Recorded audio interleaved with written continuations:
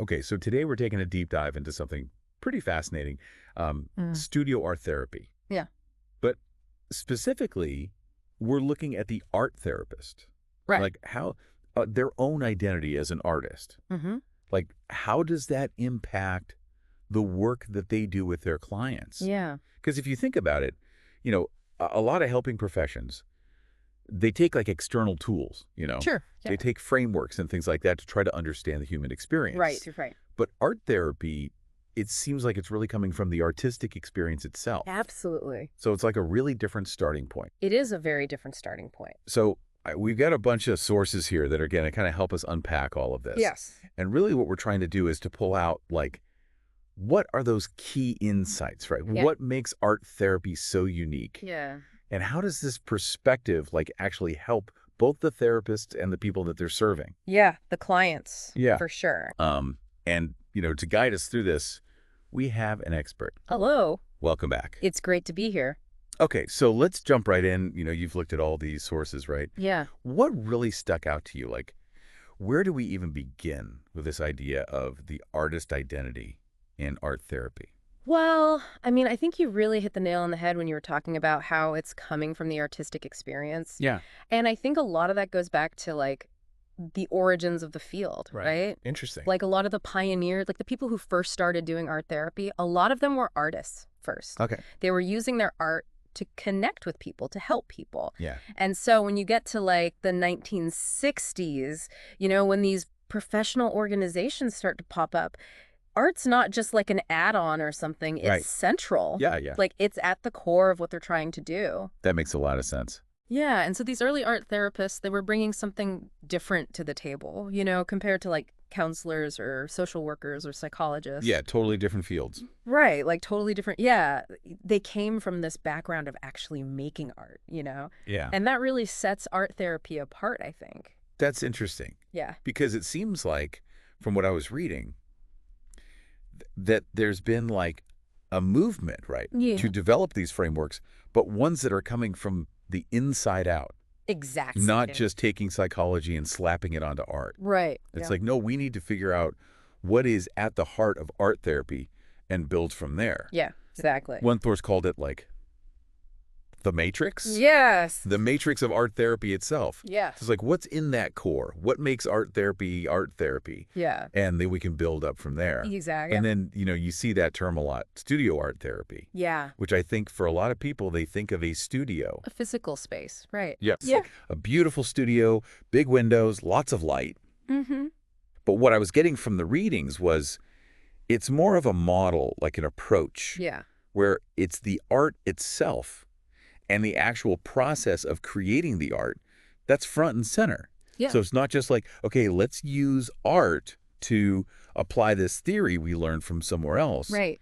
It's about what's happening in that moment with the client and their art. Absolutely. And I think that kind of ties into this idea of like studio versus clinical, right? Yeah. Because sometimes people think, oh, if you're focusing on the studio aspect, then it's not clinical. Right. But that's not really true. And like, it can be both. Yeah. You're still working with a client, you're still addressing their needs, Yeah. but you're doing it through this lens of art making. Okay, so we've got this artist identity that's so important. Yeah. Right?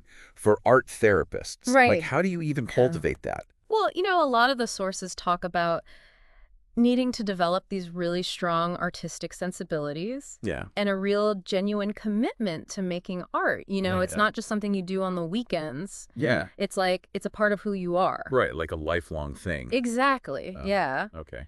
And one thing that really struck me was this idea of seeing the world with an artist's eye. Oh, what's that? Yeah, like it's not just about being good at drawing or painting. Yeah. It's about being able to see the artistry in everyday life. Oh, I like that. Right. Yeah. Like you walk into an office, you don't just see a desk, you see like an installation. Oh, wow. Or you see a group of teenagers, and maybe they're being kind of rowdy, Uh-huh. but you see their movements as like a kind of dance. Wow, yeah. Right. Or you hear the sounds of the subway. Yeah. And it's not just noise, it's like urban music. Okay, so you're like finding art in the everyday. Exactly. Yeah. And I think that really helps art therapists to connect with their clients, Makes sense. Yeah. Because it's like, if you're going to guide someone through the artistic process, you have to know it yourself.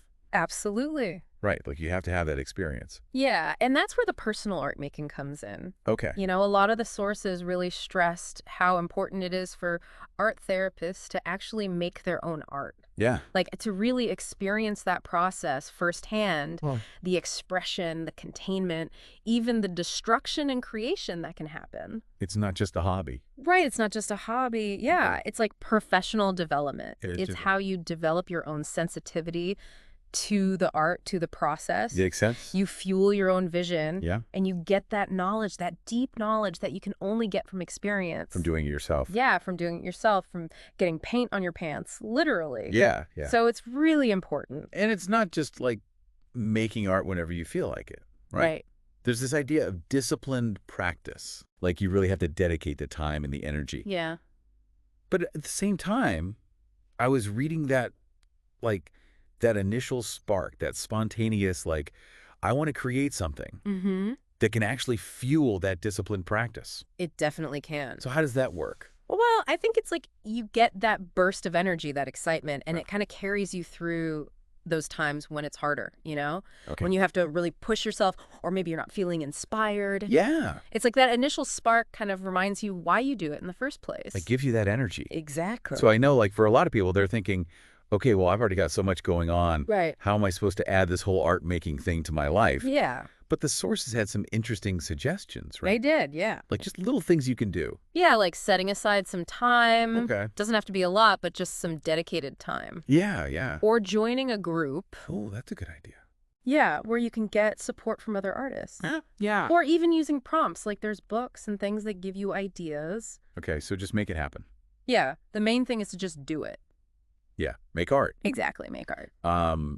But it's not just about the skills and all of that, right? Right. It's also about self-study, like using art to understand yourself better. Absolutely. Yeah, and to accept like all parts of yourself, even the parts that maybe you don't like as much. That's a good point.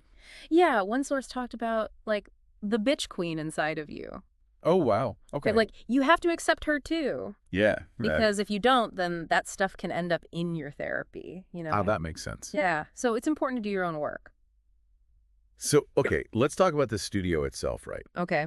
Because I think a lot of us have this picture in our heads of like, the ideal art therapy studio. Yeah, like a beautiful, serene space. Right, like tons of natural light, plants everywhere, like it's just this zen. But the reality is, Yeah. a lot of times, art therapists are working in all sorts of different places. Exactly. Yeah. Yeah. They might be in a hospital. They might be in a client's home. They might Right. be in a community center. It's not always that idealized studio. But even in those spaces, there's still that opportunity to find the beauty, right? Absolutely. Like the poetry, as one of the sources put it. Yeah, I love that idea. Yeah. Finding the poetry in the unexpected. Yeah. Because those real life elements, they can actually become part of the therapy. Oh, interesting. Yeah. Like maybe there's a weird sound that keeps happening.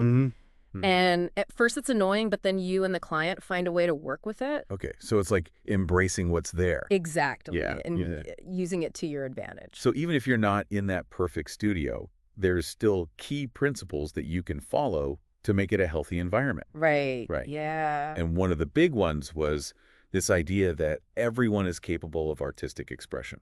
Right. Everyone. It's not just for the talented few. Exactly. Yeah. And then also focusing on the process, not the product. Yes. That's so important. Like it's not about making a masterpiece. Right. It's about what happens while you're creating. Absolutely. And then there was also this thing about understanding the balance between spontaneous expression and disciplined practice. Yeah. That's a tricky one. Yeah. Because you want to encourage that free expression. Yeah. But you'll also want to help clients develop some skills and some discipline. Yeah, so it's finding that middle ground. Exactly. Yeah. And then, of course, treating both the creator and the creation with respect. Yeah, always. Yeah, that's like the foundation of it all. And it's interesting because I was thinking about the client's perspective, right? Yeah. Like walking into a space like that. It can be intimidating. Yeah, like what if you've never done art therapy before? Right. Or what if you think you're not good at art? Yeah, exactly. So it's really important to address those misconceptions, like to make sure the client knows that it's a safe space, Yeah. that their art's not going to be judged, Mm-hmm. and that they don't need to be Picasso to get something out of it. So it's a lot about setting the tone, Definitely. right? Like making them feel comfortable and safe. Absolutely. And so it seems like it's not about having this perfect isolated studio. Right. It's about being more flexible, more relational. Yeah, more responsive to the environment. Yeah, and even to the client themselves. Exactly. Right, like Yeah. they become co-creators of the space too. They do, in a way, yeah. And there was this cool idea about using installation art as a way to rethink the whole studio. Oh, yeah, I loved that. It's Yeah. like instead of just focusing on the individual artwork, Right. you think about the whole environment as a piece of art. Yeah. Like the light, the sounds, the way things are arranged. And how people move through it. Exactly. That's so cool. Yeah, it's a really interesting way to think about it. And then when it comes to actually setting up the space, there are certain intentions that you can have in mind. Right. Right. Yeah. What are you trying to create? Well, you want it to feel welcoming. Okay. You want it to be a place where people feel like they belong. Mm-hmm. You want to invite creativity and playfulness. Yeah. And of course, you want it to be safe, both emotionally and physically. Safe space. Yeah. And then also flexible, adaptable. Right. Because every client's different. Yeah, and every session might be different. Exactly. So there's like practical things you can do Yeah, right. Yeah. to make those intentions a reality. Like using natural light. Okay. Or bringing in some nice smells, like with herbs or flowers. Oh, that's a good idea. Yeah, it can be really calming. And then even just like the objects that you have in the space Right. Yeah. can have symbolic meaning. Mm-hmm. Like one of the sources talked about using crayons Oh, yeah. as a metaphor for emotional sustenance. I love that. Yeah, it's like you're giving them the tools to nourish themselves. Yeah. Yeah. And then the way you arrange the space can also make a difference. Okay. Like creating rounded areas, which can feel more protective. Oh, that's interesting. Yeah, it's all about those subtle cues Yeah, yeah. that make the space feel welcoming and safe. Okay, so we've talked about the space, but now let's talk about like how the therapist actually responds to the client. Okay, right. Yeah. Because in art therapy, it's not just about what they're saying. Right. It's about what they're doing, Absolutely. like their behaviors, their movements. One source talked about seeing those behaviors as like the poetry of their lives. Yeah, I love that. Yeah. It's like they're expressing themselves through their actions. Yeah, and the art therapist has to be able to tune into that. Exactly. Right. It's not just about taking notes. It's about seeing it through an artistic lens. Yeah, one source talked about these text and action stories. Oh, what's that? It's like you're paying attention to what the client's saying, Okay. but also to how they're moving, their facial expressions, all of that. Yeah, yeah. And so you might notice things that you wouldn't pick up on just by listening. Like what? Well, for example, maybe the client's doing these repetitive movements with their hands. Okay. And you could just see that as anxiety. Right. But maybe you see it as a kind of nonverbal dance. Oh, wow. Right. Or maybe their voice keeps going up and down. Okay. And yeah, maybe that's just them being emotional, but maybe you hear it as like a musical score. Oh, that's cool. Right. So it's about seeing those behaviors in a different light. We're finding the art in them. Exactly. Yeah. And then the artistic perspective, it also helps the therapist to understand the client's story. Okay. Like, it's not just about what literally happened. Okay. It's about the deeper meaning. Yeah. Like, what are they really trying to say? Yeah, yeah. And even if they're telling a story that's not true, like maybe they're making things up, that can still be really revealing. Oh. It's like a metaphor, Yeah, it's yeah. a way of expressing something that's hard to put into words. So you're not getting caught up in the facts. Right. You're looking for the deeper truth. Yeah, yeah. Emotional truth. And then that informs how you respond as a therapist, Absolutely. right? Yeah. It's not just about applying a theory. Right. It's about being attuned to these subtle cues. Yeah, like those poetic cues and clues. Yeah. It's more intuitive, more creative.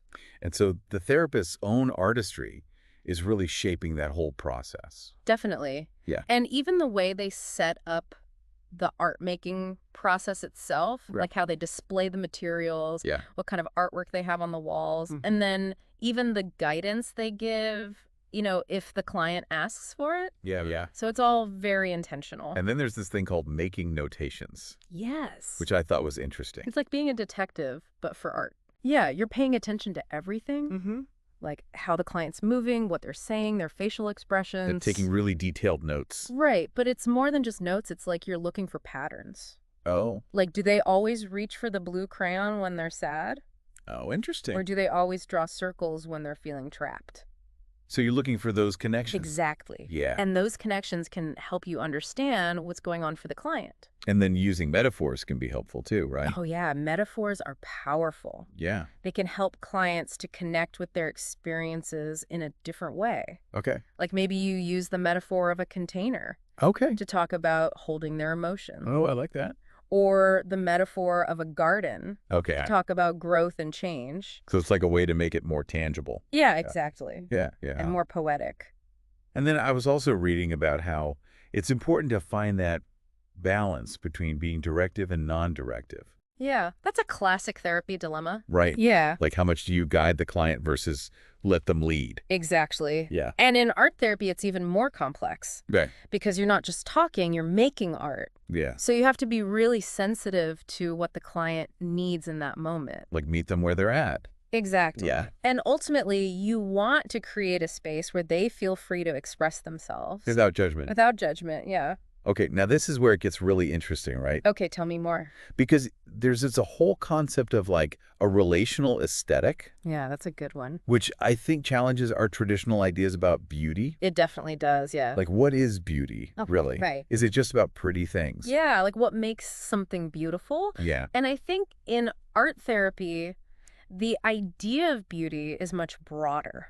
Yeah. It's not just about what's pleasing to the eye. It can also be about what challenges us, what makes us think, what even disturbs us a little bit. That's a good point. Yeah, like there's beauty in the raw, the messy, the real. And there's this idea of making special. Oh, yeah. De Sanayak's idea. Yeah. I love that.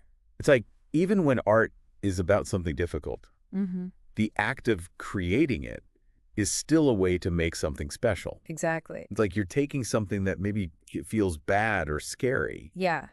and you're transforming it into something else. You're claiming it, you're owning it. Yeah. You're saying, this is part of me and I'm going to express it. It's powerful. It is really powerful. So in art therapy, beauty isn't exclusive. Right. It's not elitist. Yeah. It's for everyone. And it's about that connection, that relationship. Yes, Yeah. absolutely. Right. It's about the relationship between the artist and the art, Mm. and the relationship between the artist and the therapist. It's all connected. It's all connected, yeah. And then there's the role of the viewer, which is often the therapist, right? Yeah, in this context. And their reaction to the artwork is important too. It is, yeah. Because it's not just about analyzing it. Right. It's about what it evokes in you. Yeah, like what feelings does it bring up? Yes. What thoughts? What memories? And that can help to deepen the therapeutic process. Definitely. Yeah. It can help the client to understand themselves better. And even the therapist's gut reaction can be helpful. Yeah, as long as it's used carefully. Right. Like not just blurting out whatever comes to mind. Exactly. But sometimes those gut reactions, they can hold a lot of truth. Okay. Like they can point to something that maybe the client isn't even aware of yet. So it's about being mindful of those reactions. Yes. Yeah. And using them in a way that's helpful to the client. And there's this distinction, right, Mm-hmm. between art as therapy Yes. and art psychotherapy. It's subtle, but it's important. Okay, so what's the difference? So art as therapy is more about the inherent healing power of art itself. Okay. Like anyone can benefit from making art. It can be therapeutic even if you're not seeing a therapist. Yeah, yeah. But art psychotherapy is more specific. Okay.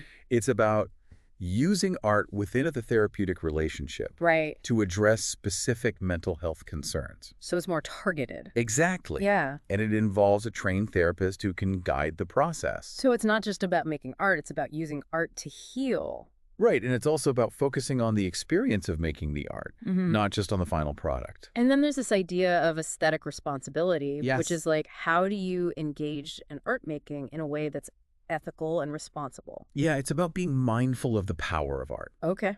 and using it in a way that's helpful, not harmful. So it's not just about expressing yourself, it's about doing it in a way that's safe for everyone involved. Exactly. Okay, so we've talked about the artist identity, the studio, the way the therapist responds to the client. Mm-hmm. But how does all of this actually play out in practice? Like, how does this artistic perspective influence the day-to-day work of an art therapist? Well, I think one of the biggest things is that the therapist's own experience with art making is so important. Okay. Like they need to have that deep understanding of the process Yeah. because that allows them to empathize with their clients. Oh, I see. Like they know what it's like to struggle with a piece of art, Right. to feel frustrated, to feel stuck, to feel joyful, to feel all of it. So it's not just theoretical, it's personal. Exactly. Yeah. And that personal experience, it brings a level of authenticity to the therapy. Authenticity. Yeah. Okay. Because the client can sense that the therapist gets it. Yeah.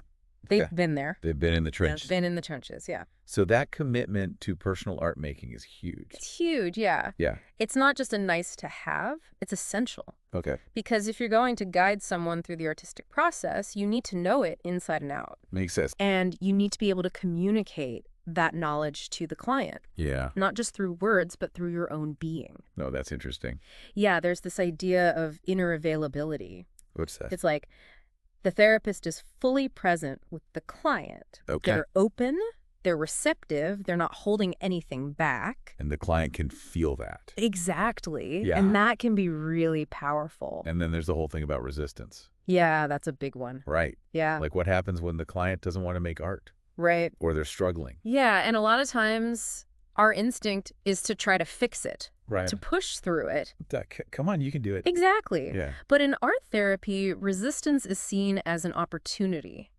Oh, interesting. Yeah, it's a chance to learn something. Yeah. Like Right. what's going on for the client that's making them resist. So you're not fighting against it. Right, you're trying to understand it. Yeah. And sometimes the best thing you can do is just be with the client in their resistance. Just be present. Yeah, just be present. And then there's this beautiful idea of the studio as an ecology of mutual influences. Oh, I love that. Yeah. It's like everyone in the studio is influencing everyone else. Come on. And sometimes those influences can be really healing. Like how? Well, maybe one client is really struggling Okay. and another client sees that and offers them some support. Oh, that's nice. Yeah, and it doesn't even have to be intentional. Yeah. It can just be the energy in the room, the Yeah. feeling of connection and shared experience. So it's like a community. Yeah, in a way, yeah. But at the heart of it all, there's this respect for the client's vision. Absolutely. Right. Yeah. Like it's their art. It's their art. It's their expression, And the therapist is there to support that expression. not to dictate it. Not to dictate it. Yeah. Yeah. There's this idea of empatheticism. What's- It's like empathy, but it's also about being open to the client's experience, Oh, like yeah. not coming in with your own preconceived notions about what their art should be. So you're meeting them with